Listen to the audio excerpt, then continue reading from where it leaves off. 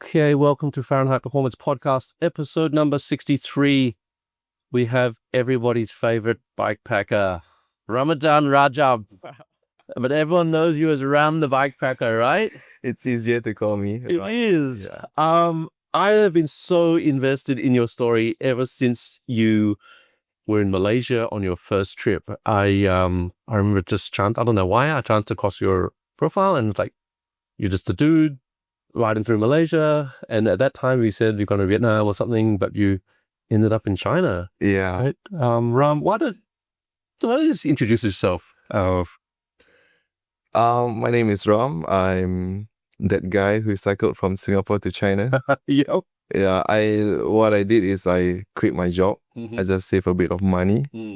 I've been bored with what I was doing in Singapore, so I just wanted to do something crazy and fun and explore the world. So before every guest comes on, I have a tendency of scrolling Instagrams and looking at sort of past pictures and stuff. This time last year was when you were riding. But before that, you weren't really a rider. Before that, you were more of a scuba diver, like all these scuba diving pictures. And then there's a picture of you on a bike and a few bike pictures. And then boom, you're cycling 4 months continuously, right? Yeah. What possessed you to do that? And what did your family think and said, bye, mum, dad, I'm going on a ride. I'll see you in July. I think for all the things that I did, like I've always been adventurous, like scuba, freediving and stuff like that. So it's the same reaction that I get from my family, especially my mom. My siblings are quite supportive. Okay. So my mom would be like, why are you doing this? Yeah. Who are you doing it with? Like, why are you doing it alone? You don't do it alone, do it with someone. Yeah. But I want to do it alone. It's a different thing. So like all this while, she's always worried. But I think this China trip, she kind of accepted it that I'm always like this. Yeah. So in the end, she did actually help me, pack for the medications. Yeah. Like the first aid. She's a nurse, so she packed for me like a first aid kit. Okay. Meds and stuff inside. Yeah. Yeah. Did you use all those things? I did only like Panadol and stuff like that, but all the bandage and I don't even know how to bandage. But it's good to have though, right? It's good, yeah. In case of emergency, you need a sling or something like that. Safety is, it's important. So just for context, February 17th last year, you left Singapore. Yeah. You rode until July the 3rd last year, right? Yeah. And that was in China. Okay. So you went from Singapore to Malaysia, Malaysia to Thailand, Thailand to Laos, Laos to Vietnam, Vietnam to China. Thailand to Cambodia, Cambodia to Laos. I missed out Cambodia. Wow. So Thailand to Cambodia, Cambodia to Laos. Laos to Vietnam and then China. Oh, wow. Okay. Yeah. I've got so many questions for you because I've been following your story for so long. So, when you left, did you, as a planner, I would be like, okay, on this day I'm going to be here. I've got my accommodation ready. I'm doing this. I'm doing that. Did you have an itinerary that you wanted to follow, and did you know where you want to be at certain times, or was this like free and easy? I'm just going to show up and wherever I am. So before the trip, I did do a plan. Yeah. It took months actually to like search on Google Maps, like where I'm going to stay every night, which accommodation, roughly get the rates so I can plan my budget.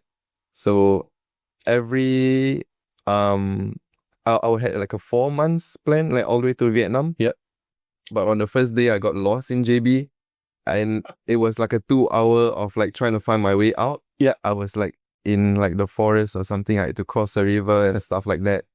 So I found my way out, but I was like away from my end destination. So welcome to bikepacking, huh? Yeah. And then ever since, I didn't open that file of my scheduling. Oh, so it was out from day one, it was out the window. No, I didn't even touch it, and it was just a free and easy ever since. So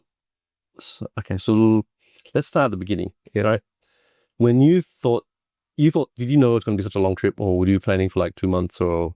As long as I could. Okay, so what did you pack when you left Singapore? The main ones are electronics, my apparels. So electronics, you mean your phone? Did you have a camera as well? Yeah, I brought one Insta360 camera. Okay. And also one mirrorless camera, but I didn't really know how to use it. It was my brother's one. Okay. Electronics and power bank definitely to charge my stuff. Yep. Apparels. camping gear. Like I got tent, hammock, and like some cooking stuff. Okay. Looking back on it, did you use all of those? Yeah, not really. The cooking gear definitely, like the stove. Oh, you did? Stuff, yeah. Okay. There were instances where I reached a guest house and it was late at night and there was no food and I was starving. And did you have a little bit of food always with you as well? Not the first few part of the countries, like maybe Thailand I didn't, but onwards, Cambodia onwards, I learned a bit of a lesson. Yeah. So I always had like some Maggi mee. Like backup food or something, right? Like pasta or something. Okay. Yeah. And how was it situated? Did you have bags at the front, bags at the back, handlebar bag? Yeah. As many bags as you could put on? I had 2 panniers at the back for my items and my cooking gears and the camping gears. And then I had a rear rack. Yep. To put my tent and hammock. Mm-hmm. A handlebar bag, and a small dry bag on the right fork, which is to put like food. Yeah. Okay. And 2 bottle bags for like extra bottles and just easy reach stuff. So tell me a typical day when you were riding, right? So you get lost in Johor, you end up somewhere, then you just head north, right? Yeah. Do you have a budget of how many kilometers that you want to ride in a day, or is it just based on what's next town? Exactly. It's what's next. So it depends if the next town is 50 km or 30 km, and if it's a town that I really want to explore, I'll just go there. But some towns could be like 100. Typically, it's about 100 km-ish. Yeah, and I'll just stick to the range.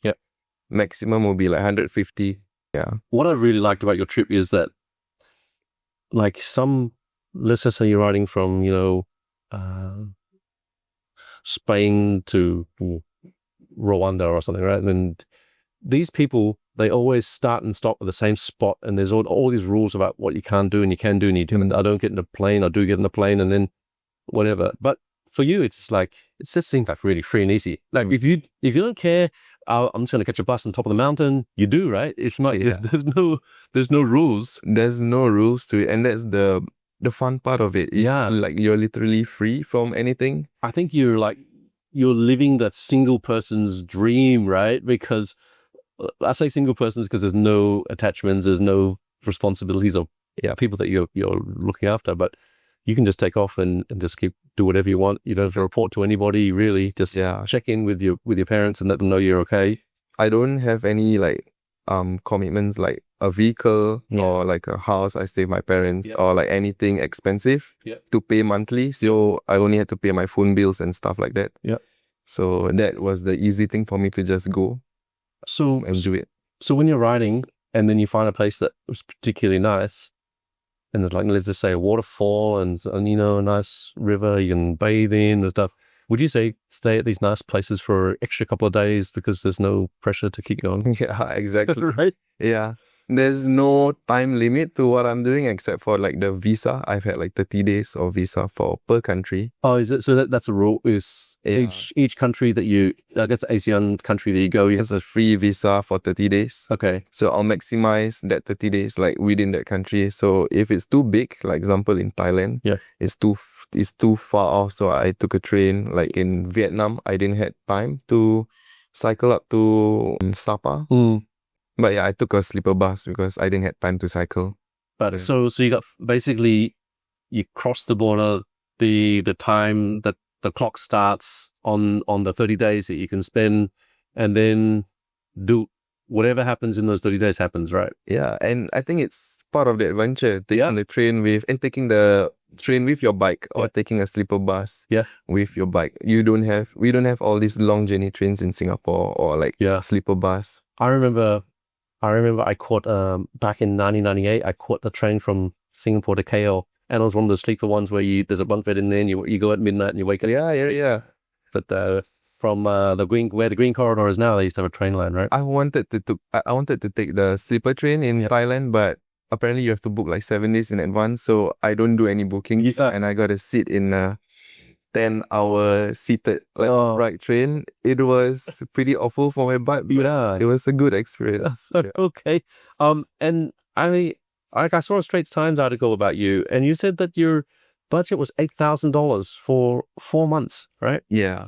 Was that, looking back on it, was that too little, too much? Did you stick to that budget? I think depends on how you see it, how you see the coin. I spent less than 8K. If you do the average, it's like about 50 days, I think. Yeah. Per day, including accommodation, food, drinks. Okay. Or whatever. If I went to the cinema to watch a movie, there were days where I just wanted to watch a movie. Yeah. To me, it's actually comfortable. Because like in rural Vietnam or something, $50 should go a long way, right? And that's like just the average if I do the maths. But there are some days where I only spend $10, including food and drinks and accommodation. There are some days where I spend like over hundreds for two body parts and stuff. Yeah. And how does that logistically actually work? When you go from Malaysia to Thailand, do you already have some Thai baht in your pocket ready to go, or do you look for the closest ATM? Or usually before I enter the country, I'll try to like spend as much. Like example, if I'm in Thailand, I have like a few bahts left. I'll waste it. Like I'll spend it as much as I can, and then when I enter the country, I'll find an ATM to withdraw cash. So you didn't have like a little bag with all the different denominations in it, and then you get to the new country, you know. So apparently, when in Malaysia, when I was in Port Dickson, I lost my wallet. Oh no! And there was about, I think, 150 ringgit inside and $200 worth of Thai baht. Yeah. And one of my travel card. Okay. So I lost it at night while I was running across the road and I couldn't find it. Yeah. And then lesson learned. Luckily, I found another travel card in my other wallet. I brought 2 wallets with me.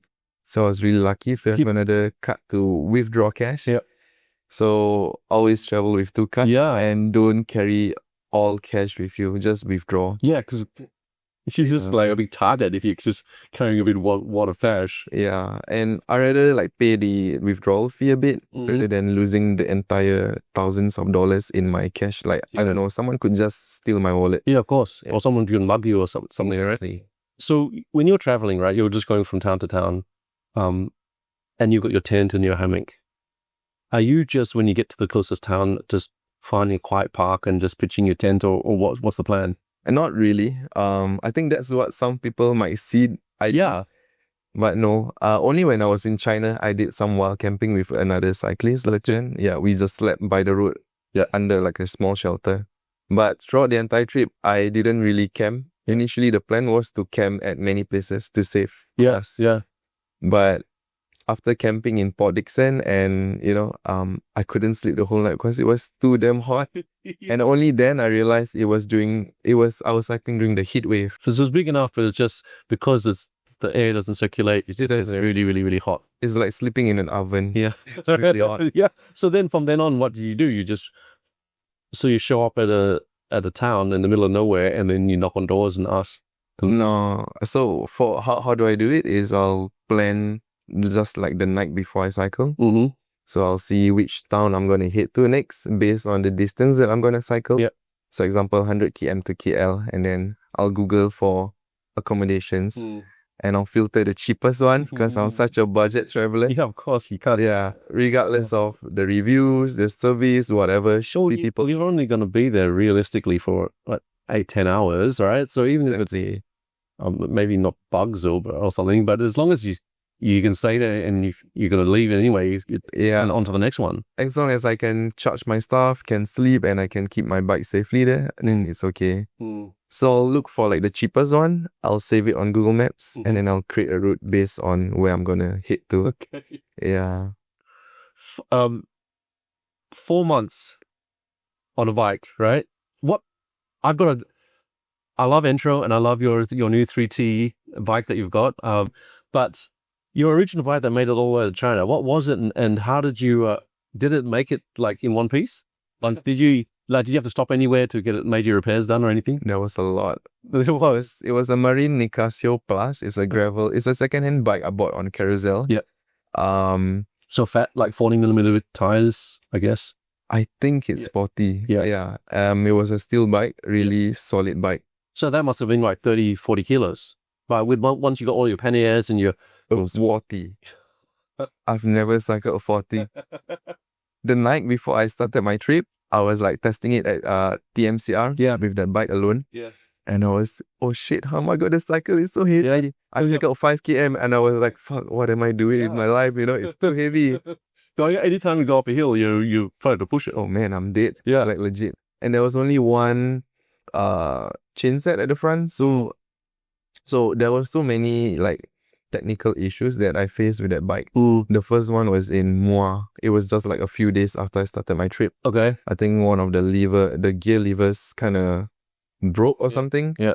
I had to call like a bike shop to pick me up, and then they had to use like a second-hand 105 levers. Yeah. And then there was an issue where it was initially 9 gears. It was limited to 8 gears now. Okay. So I had lesser gears. Along the way, I had a lot of there was one accident in Thailand. Yeah. Where one of the front back at the fork kind of slipped into my wheels and I fork, and I forward flip and then I fell. Okay. So I was like, oh no, shit, I hope nothing is okay while recording. Yeah. I was like, fuck, I saw 2 spokes broke. Yeah. And then I was so stressed because I was in the middle of nowhere. Yeah. And spokes, you can't, it's not like you can't find them at regular, like even some bike shops wouldn't have the right length spokes, right? Exactly. So I was stranded. The nearest shop was like 100 km back or 100 km forward. And I was in the middle of like the province area. Yeah. Well, at least you don't have the rules, right? You can just catch a bus if you really had to, right? So the first instinct was hitchhike. Yeah. Because I was in the middle of nowhere. Yeah, but nobody hitchhikes these days, right? It's like, yeah. it's no 80s thing to do. It was my first time. It's just instinct, you know? So I was like, okay, let me just put my hand out. Nobody picked me up. So I went to like 10 km down. There was like a small town. And then there was a bike shop. I asked for the police for help. And then they were like, oh, there's a bike shop here. But it's a very local, old school bike shop that they don't even know how to rectify it. So I'm like, it's okay. I'll just try to hitchhike. Yeah. Yeah. And then the police found me again and they're like, oh, you know, get on my pickup truck. I'm going to take you somewhere. But I didn't know where I was going. Thought I was the last thing you ever do. I thought I was going to like the police station because I was in trouble or something. Yeah. Then I asked him on Google Translate, like, where are we going? Yeah. And he said, oh, like somewhere there. So they like stopped me at a roadblock. Yeah. And then they stopped another car. And they're like, oh, this guy is going here. Like, can you send him there? And then they're like, oh, so the police asked you for your help and they help for you. And they stopped a stranger to, help me. Nice. And I was like, oh man, I'm so thankful. Yeah. Yeah. So then they got to the bike shop, they fixed the wheel. Sorry? They got you end up getting to the bike shop, you fix the wheel. And no, the bike shop that they sent me to was the old school one that they couldn't fix. So when I hitchhiked another car, they dropped me like maybe 30 km down, and then I hitchhiked another vehicle again. Yeah. So at that small town that I slept, there was I googled, there was a bike shop. There's only one bike shop. So I reached there already at like 9 p.m. So I slept one night, and then next morning I went there to service my spokes. Thank goodness. Is that the worst? Is that the worst thing that happened to the whole trip?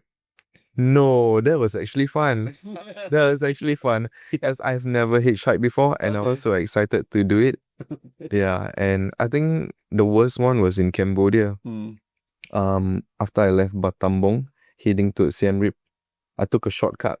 Yeah, and on Google Maps, it told me, this is a shortcut, you can just go there. I didn't realize it was a 70 km off-road, like a dirt plantation, dried plantations. And there was no civilizations there. Oh, wow. And the worst thing was I was 20 km in. Yeah. And I had like only this amount of water left. Yeah, and you can't fill it up. There's no petrol kiosk. There's no 7-Eleven. You look around, it's literally a dried plantation and there was no shops, no human. The terrain was really rocky. And I was dying because it was heat wave. It was 42 degrees. You're praying for rain, right? There was no rain. That was the worst one. I was really like emotionally like, fuck, am I going to die here? Yeah. Well, that's what I wanted to ask you, right? Like, everyone thinks that's such a glamorous life. You just, wake up in the morning, you ride, and then everything's roses and sunshine, right? And people post, there's bikepackers all over the world, they post this and it looks like such a great life. But for 22 hours of the day, when you're not posting, when you're not recording, you're still out there riding. You're still in the middle of nowhere, right? Yeah. How? It's not as glamorous as it seems. It's not as glamorous as it seems, but I mean, I won't deny it is fun. I don't want to make a sad story like, I went through hardship and this and that. But yeah, for the most part, like a lot of people see me 90 seconds on the video, having fun, looking at this, terrains, landscapes, which is fun. But after that 90 seconds, it's a lot of climbing on a 40 kg bike. And you still got to ride. It's not like you can just fast forward it and get through the ride and not ride. And the weather is like 41, 42 degrees, no shelter. It's not like in Cambodia, Laos, there's no trees on the road, so it's really direct sun. It felt like an oven. And it's almost like you're damned if you do, you're damned if you don't. If you post only good stuff, people will probably criticize you and then not as glamorous. But then if you start posting the bad stuff, people will probably say, "Oh, it's you're looking for attention or this sort of stuff," right? Yeah. But I can just imagine hating life in the middle of Laos somewhere and just riding, and like what you said, riding at a plantation, not knowing where you are, not knowing what to do, wanting to sit down and cry. It's really, but I think at the end of the day, it's really how you see it. Like I think for me, I like type 2 fun. I like to do all this laborious stuff, like this physically, mentally challenging stuff. Yeah. I don't love it, but it feels good afterwards. I kind of enjoy what I do, even though it's like I complain a lot about it to myself. But I don't really have any regrets. Yeah. And for just a context, before you did this, you were just an everyday guy, right? Like normal dude. Yeah, that's a normal dude. You pick me up from the street like, this Ram. yeah, right. And it's almost like you just started riding, like what I was saying to you before. It's like Forrest Gump, right? You just started running and just kept on going, and you're just an everyday guy. You just decided that you wanted to do this bikepacking trip and just made it work. Yeah, exactly. I think I was really dying and I was hungry to explore the world. Yeah.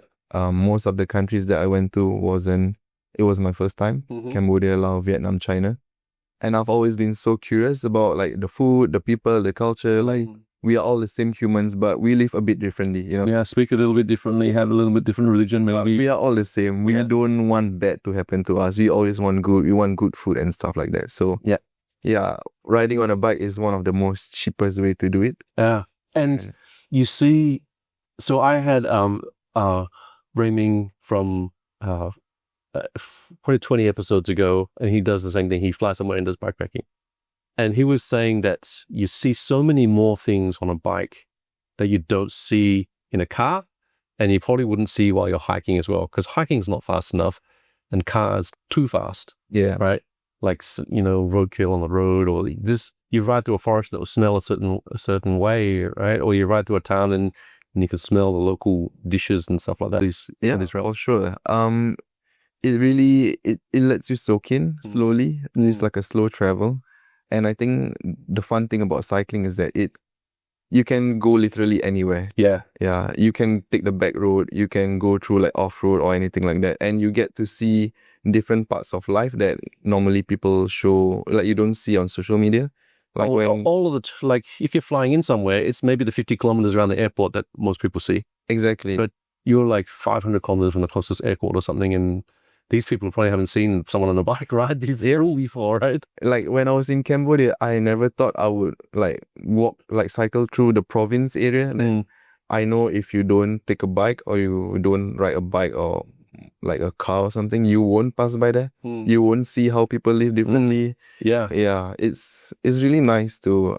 Yeah, I don't think anyone can appreciate that. Maybe people who like to explore. And I'm sure it's really hard to fully explain that feeling as well, right? You can say it, but until you're actually there and these people, it's like being a super rural, it's not necessarily backwards, but like they've got a simpler style of living, right? They don't need very much. They don't need Wi-Fi. They don't need internet. They don't need cable TV.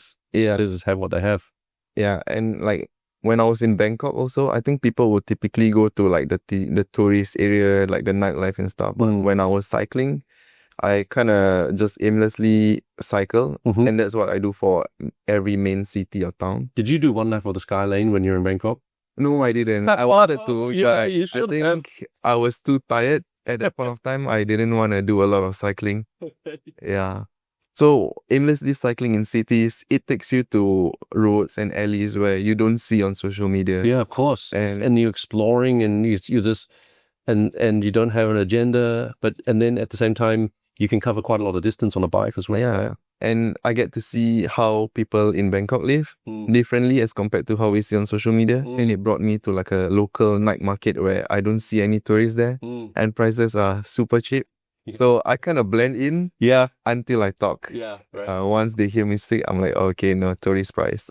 I guess, going through Malaysia is quite easy for you because you can speak Malay, right? Yeah. But then you get to Thailand and Vietnam and Cambodia, the languages, how did you get around... Google Translate. Is that what it was? Google Translate? Yeah. I tried to learn like the basic hello, thank you, chicken and beef and whatever. But as I go up in Laos and Vietnam and stuff like that, they don't really speak English. I gotta use Google Translate most of the time. And it's not like they understand any English. They probably understand zero. Yeah, thank you, hello, that's all. Yeah. Okay. Yeah, and it's actually fun. I think some people might find it tedious. Like, you can't communicate. But as part of the adventure, it's how you interact with them. We don't need, even without the same language. So you say Google Translate, right? So that means that your phone has data, right? Yeah. So does that mean you go to Malaysia, you buy a Malaysian SIM card, put it in your phone for the 30 days, then you go cross over to Thailand, you buy another SIM card, you put it in the phone for 30 days. Is that what you did? Yeah, I'll buy a SIM card, a local SIM card once I cross the border. Okay. Yeah. Typically every land border there'll be someone selling a SIM card. Okay. I'll find the ones with the biggest data.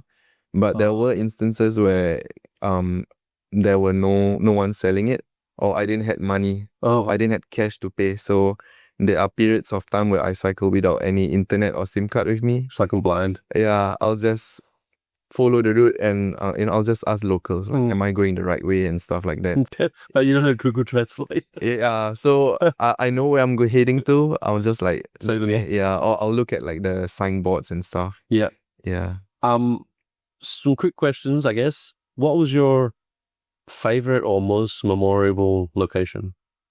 There's this place called Pongna. I met a cyclist, actually, a British cyclist in Da Nang. Okay. We kind of meet at Haiwan Pass, the peak, and I was like, hey, another cyclist. We chat and we went down, we cycled together. And he was telling me, you gotta pass by this road. It's along Pongna. Okay. In which country is this? It's in Vietnam. Okay. So it's in the highlands. And he said the view was amazing, like one of the best. Yeah. So I followed it from Strava and I look at the pictures. I'm like, shit, it looks like a movie set. Yeah. Like with all the, peaks and stuff. Oops. Yeah. So I went there. I stayed like one night or something at that area. And then the next day, I cycled up. It was along that route that he took. And it was the best cycling moment in my entire life. Wow. Like, it was, I think, about 100 km. But the entire stretch, there wasn't anyone on the road. It was mainly just me. It was empty. Not even cars, not even trucks or anything. One or two, but you can count. Yeah. And it was raining the entire time. So it was. So is raining better or worse for this sort of thing, right? It's the best. That's right, because you were saying that you hated the hot just now in the tent. So being out in the middle of nowhere when it's raining, is it refreshing? It just puts a smile on me. Like, even if I'm fully drenched, heavy, I'll be happy. Because the thing with rain and just any cycling anywhere, once you're drenched, it doesn't matter anymore. Yeah. Right. As long as the stuff stays dry in your panniers, it doesn't matter. You can't get any wetter than wet, right? So you just enjoy it. Exactly. You're wet. What can you do? You just gotta dry yourself out later. You won't die or anything. But you gotta cycle safely. Yeah. But Pongna, it was really amazing. It was raining. It was foggy. And then the tall landscapes. I think Vietnam was one of the best countries due to its nature. So it was my first time seeing all these big things. And every other km, I was taking videos and I was like, whoa. Starstruck. Yeah. So the entire time I was just smiling. It was so good. Yeah. I couldn't get over it. So it was worth bumping into that the other bike packer. It was. Yeah. I still keep in touch with him. I think he's gonna cycle somewhere also. Is he still in Asia somewhere? He was in Thailand for like Muay Thai, and now he's back in Vietnam. Okay. So I don't know what. Yeah. So then the friendliest people? Cambodia. Really? That was quick. Yeah. Cambodians are the friendliest. Yeah. Khmers. I think people don't often travel to Cambodia and they don't have a good insight of what the people are, but I think people always think of like these countries as like, oh, human trafficking, kidnapping, and like, yeah, I mean, these kind of things happen anywhere, everywhere, you know. Do you think it's because not many people visit Cambodia, so then when people do, they're quite friendly? Yeah, I think so. Yeah. And people always get news from social media. You can't really trust social media fully. Yeah, like how they see my video and it's so glamorous. It's not, you know. Yeah. And broken spokes and tubes and okay. And then biggest lessons learned. Like what did you learn about maybe about yourself or about how you brought your stuff with you? Oh man, biggest lesson learned. I think just do it, man. Just do it. If you got something that you wanna do, just fucking do it. If it's living with regrets is much harder than just going for the adventure, right? Exactly. Like if you hadn't done this, you'd still be working your job. Yeah. Still be doing the same thing. I think me quitting and taking the risk of like just leaving everything and just going for this trip, it kind of changed my life. Yeah. Like not like, oh, fabulous or whatever, but it gave me like the best moment of my life to experience the world. And then you've seen all these different cultures, you've gone to the other countries. Yeah. And not just the tourist spots in the countries, you've gone to the places that probably tourists have never been to. Exactly. Yeah. It's really beautiful. I think people are kind of afraid to do stuff, which is understandable. You know, sometimes you have things going on, but if you got to take the risk, I think people should just do it. Did you plan for like 3 months and then just execute, or was it like quite short? Or the planning phase, it took me quite a couple of months. I can't remember. And what was there a spark one day you saw someone else's like YouTube video and you thought, I want to do that? There's this guy called Unknown on social media, on Instagram, Luca from Germany. He did what I did. He flew to Singapore, cycled up Thailand, Malaysia, Thailand, Cambodia until Vietnam. And his videos looked really fun and adventurous. And watching his videos at work, it just made me it made me feel like, oh, this is so fun. Like I want to do it, you know. Yeah. Like, it felt so free. Yeah, that's why I followed you since Malaysia, right? Like every day you tune in, like a day in the life of what next, you know? Did a snake jump out, or where is he camping, or is he eating dirt? You know, it's like it seems so adventurous, right? Yeah. Looking at his video, it gave me that, you know, sense of like, oh, I want to have that sense of freedom. Yeah. So I just started saving money, bought a second-hand bike. Then it took me quite some months to plan, but executing it, like when to go, I kind of... Well, the day one, your plan out the window anyway. But I had a date that I want to do, but, you know, I was kind of scared to do it. I was nervous, so I delayed. Yeah. And I didn't have a time frame, so I could just delay anytime. Yeah. Yeah. And then I just took that one day. Okay, I'll just go on this day. And then I just went. February 17th. February 17th. Yeah, I didn't remember. You didn't remember. So packing, is it like 2 t-shirts, 2 pairs of shorts, 2 pairs of underwear? Like what was it? One's being washed while they're wearing. Like how many of each did you bring? I think I don't remember exactly, but it was very minimal. Yeah. I think like my normal clothes that I wear for daily walking, I brought 2. Yeah. But it wasn't enough, so I had to buy like 1 extra in Thailand. Okay. Pants, I brought 1 or 2, I can't remember. And then I had my cycling gear. Boots and jersey. I bought like 2, I think 3 each. Okay. Yeah. Yeah, because every additional item that you don't need, you got to carry with you the entire wear. Like 1 kilogram of extra clothing is 41 kilograms suddenly, right? Your bike, right? Yeah. And then you got to lug it up every mountain and I don't want that. Yeah, exactly. Then was there something that when you're planning, you thought, I'm gonna need this like satellite phone or whatever, right? We're gonna need this item, and then you actually 3 months in, you realize, I didn't need to bring that thing at all, and I've been lugging it around with me just in case. Those 2 things actually. One was my tent. Initially, I wanted to camp a lot. Yeah. But Too hot, right? It was the heat wave and it was really painful to camp. So it was 2 kg of extra load. I think a hammock is actually fine. So yeah, because I've seen some videos of you in a hammock, like the beach and stuff. Yeah. Did you use that quite a lot?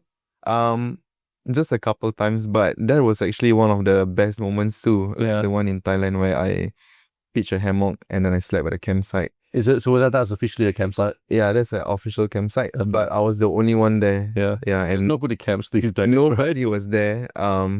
It was so good that I stayed for 2 nights. Yeah, I was gonna ask. There's some places that it was just like so great. I'm just like, you got no agenda, right? You don't have to meet anybody. You just Exactly. There was no time frame. I didn't have any rules or I can't do this, do that. So I had all the freedom to do whatever I want. So I just booked I paid for another night. And then the owner was like, "Oh, is it good here?" And I was like, yeah, it's good. But it was actually quite scary because I was the only one there. Person and at night, and it was pitch black at the beach. So I was like, oh, I hope, because behind me is like a forest. So I was like, oh, fuck, I hope there's nothing behind me, or nothing coming from the water. Yeah. But I had, my hammock had that like cover. So no mosquitoes. So I kind of hope like ghosts won't interfere me. But I woke up to one of the best views. Yeah, and the sound of water crashing is just so nice. It's amazing. Right? Yeah. Logistically, you got camera, right? Yes. You're filming, you're charging. Do you have a solar panel? No, anything like that? Did you power bank? I brought 2 power bank. Yeah. Which is more than enough to sustain my gears, because like most of the nights I have a accommodation to sleep at. So I could charge most importantly is my phone and my camera. Yeah. The lights, I don't really use it unless it's nighttime. So most of your riding was during the day?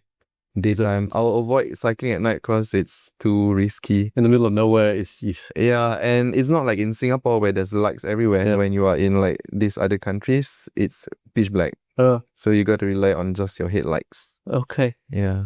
I was just about to say. Let me take a sip. One of the questions I was going to ask is, a lot of this time was in Ramadan. Right now is Ramadan. You just broke fast, right? Yeah. How did you do that when you were riding? I didn't cycle actually while it was Ramadan. Okay. So just minimal here and there and stuff. Yeah. It started when I was in Thailand somewhere. I can't remember exactly where.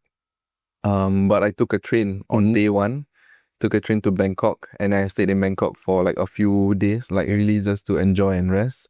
I ate too much also at the night bazaar, night market. So I took another train to Pattaya, stayed there again a couple of days, and from Pattaya, I went to Cambodia. During that period, that stretch, I cycled in between. Yeah. It was, I think, 2 or 3 days of cycling. Yeah. I didn't fast on that day because it was really 100 km plus. Yeah. And I had to leave Thailand because my visa was ending. Oh, yeah. I got a crossover. So I stayed in Cambodia, Battambang, which is about 100 km out, I think, for 10 days. Yep. And then I celebrated Hari Raya. Not celebrate lah, but I had my Hari Raya over there. Yeah, celebrate as much as you can while yourself. I was just there alone. Foreign country. No celebrations. So that, I guess another question was what, basically you got 4 or 5 countries and 4 or 5 months, 30 days each country. You're not riding every day, right? Did you just chill out sometimes and just hang around, explore the local neighborhoods and have a home base sometimes? Yeah, there are days where I don't even want to cycle, Yeah. There's too much cycling going on. Yeah, I'll do a laundry day or something, right? Yeah, so usually in main cities like Bangkok, Pattaya, or like Hanoi, Hoi An, I'll take some time off over there. 3 days, 4 days. Does it feel funny riding into these big cities when you've been in the middle of nowhere by yourself on the bike for so long and suddenly there's buses and stuff are all around you? I think I kind of got used to it. Yeah. Like going up, it's not always deserted or remote the entire time. But as I go up and up, it gets busier and busier. Yeah. Especially in Vietnam. Yeah. In Vietnam and Bangkok, the traffic is really madness. Really? Yeah. The buses there are really crazy, but I love it. Yeah. We've only talked about your trip to China. That was ended in July last year, right? Yeah. Since then, you you came back to Singapore. You flew back to Singapore, right? Your parents were very happy to see you, trying to nail you to the floor, don't let you leave again. But then you were back on the bike in Indonesia. Right? I went to Malaysia East Coast for 2 weeks. Yeah, it was a short trip. So just up the East Coast, like Kuantan and sort of that East Coast. Okay. Yeah, all the way till the border of Thailand, and then I took a bus back home. Oh, so you made it off of Thailand. It's not 1,000 kilometers, or I think 800 or something. 800, yeah. And then Indonesia afterwards for 2 months, I applied for a visa extension because I wanted to cover as long as I can. But I failed because I was down with cough for like 3 weeks. Yeah. So what the plan was to island hop all the way as far as you can eastwards in Indonesia? No, mainly it's just Sumatra, Java, and also Borneo. Okay. Yeah, Borneo. And then the plan was actually to continuously do it, enter Malaysia again, Sabah, Sarawak, and then apply to Manila. Oh, that was the initial. Oh, plan. so you actually weren't supposed to come back to Singapore at all. You was stay and go to Manila, because you did go to Manila. I recently, right? Yeah. So when I fell sick for 3 weeks in Indonesia, I was like, oh no, this is too much. I can't cycle. I can't do anything. Walking up the stairs. What's the point, right? Yeah. So I thought I'll just fly home, and then the flight wasn't that expensive. So I just fly home, rest a bit, and then I went for Philippines. So you went to Philippines. So that's the most recent thing, right? Yeah. So when you were in China, or when you were right in China, it really looked like it was bare bones, and you're just riding and you're learning as you go along. This next trip seems like you're much better prepared, right? I think it's kind of similar. Yeah. There was a lot of lessons. There wasn't actually any difference. A lot of lessons learned, like what I need and what I don't need. Yeah. So what I don't want actually is a heavy load because it was too tiring. Yeah. So I changed the whole setup. I ditched the panniers. I used a saddlebag. Yeah. And I am okay with being very minimal. Yeah. Like I could just live with just 2 clothes. Yeah. So I removed a lot of stuff. Electronics I cut down. Yeah.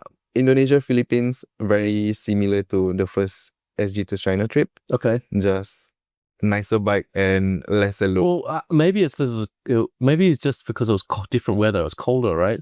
So you're just wearing different clothes, and I see you like a puffy jacket on, and you're not like a typical cyclist in lycra just riding. You were actually just wearing regular clothes, just chilling out, riding along.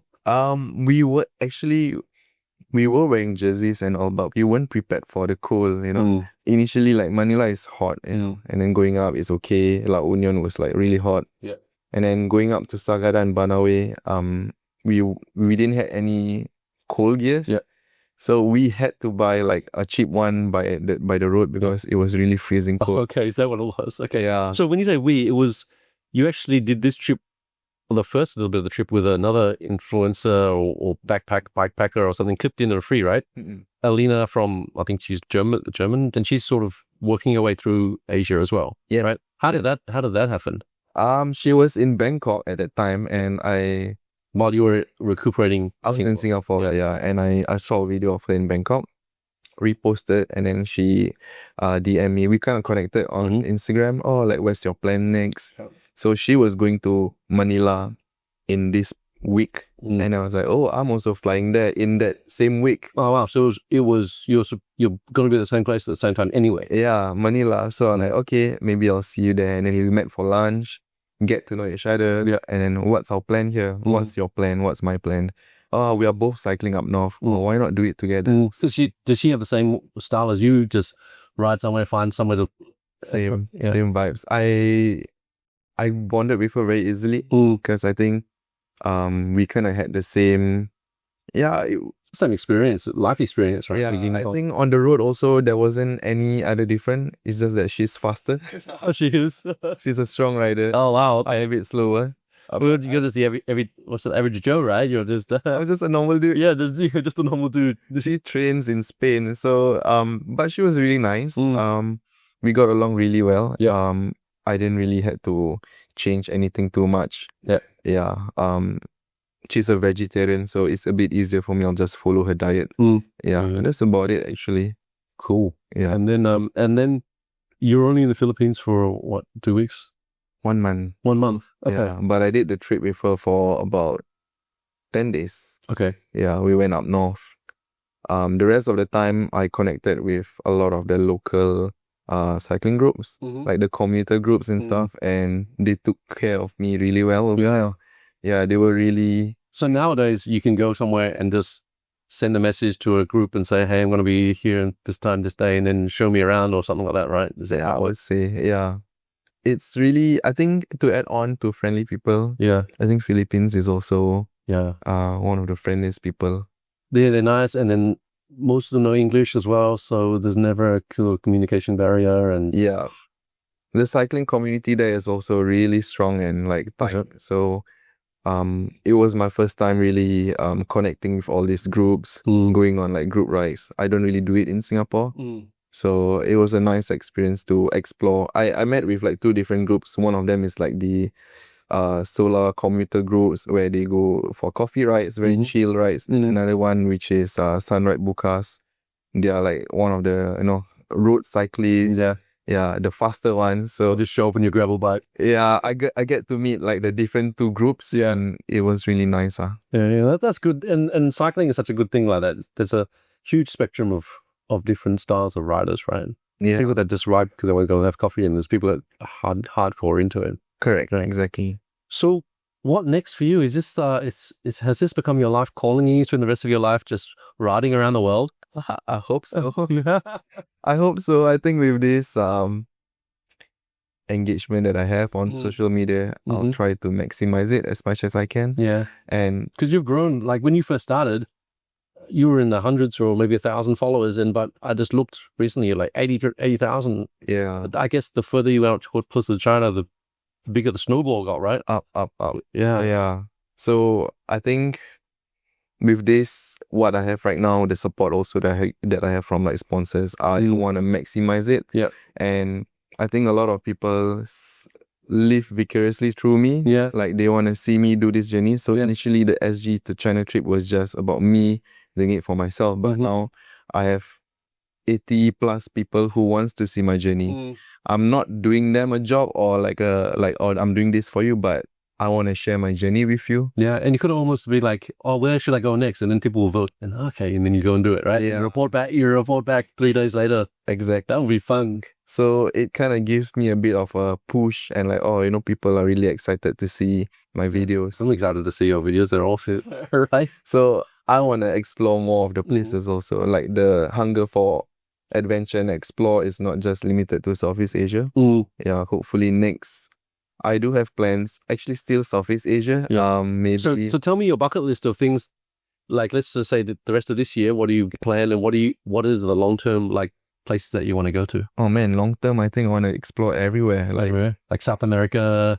You give me everywhere. Africa, I don't really think about the danger. That's a double-edged sword for me, but the only limiting factor is just finances. I need some money to do it, so I gotta save up first. Unless anyone want to sponsor my trip, but that's a different thing. Yeah.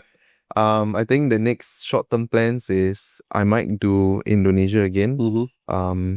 Indonesia, Philippines, or Taiwan with Alina. Taiwan. Oh yeah. Yeah. You gotta go to Taiwan, right? Because there's a cycling. Everyone goes there to go cycling. Exactly. Right? And she's still in Southeast Asia, and I think we really had a good time cycling in Manila together. Yeah. So we were thinking, let's do another trip together in Taiwan or something. Yeah. Okay, Ram. Also, my one criticism of you is that your Instagram handle is impossible to remember. DHNRJB. Can you not change it to like Ram the Bikepacker or something? How do you do that? Like, cause I always leave off there for sort of saying, how do people get a hold of you, right? And then tell you your Instagram handle, but it's at DHNRJB. It's a short form of my name and my dad's name. DHNRJB Rajab. It's actually my personal account name, like since before I did anything. And I thought of changing it halfway, but I was like, I don't know what to put for my handle name. I'm just a normal guy. Let me just stick to that. If people follow me, they follow. If they don't follow me, I don't care. Yeah, but if you're writing down and say, hey, follow me, my handle is DNRJB, like, how do you remember it, right? But yeah. I don't know. We'll sort something out. Should I change it? I think so. I think Ram the Bikepacker is way better than DHNRJB. Ram, it's been a pleasure. Thank you so much. I look forward to watching and listening to your stories. I appreciate it, man. Thank you. No worries.